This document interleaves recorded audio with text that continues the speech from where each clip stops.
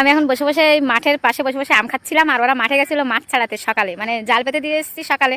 তারপরেও আবার মাছ দেখতে গেছিল, মাছগুলো নষ্ট হয়ে যাবে বলে। তো দেখো কত না মাছ পেয়েছে, আমি তো জানি না, দেখি। মাছ পেয়েছিস বাবু? তুই তো পুরো ভিজে গেছিস। কই ও বাবা, এত মাছ!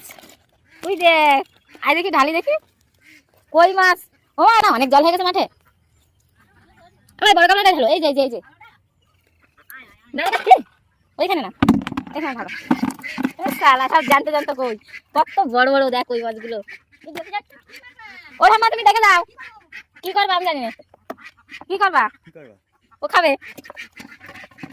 কত সুন্দর সুন্দর কই মাছ, জানতো জানতো গুলোর মধ্যে রাখো। আমি আরো করছি কি, এগুলো সেই সকালে ধরে এনেছিলাম, সেই শিঙি মাছ আর কই মাছ। ওই জানতো গুলো দিয়ে দে।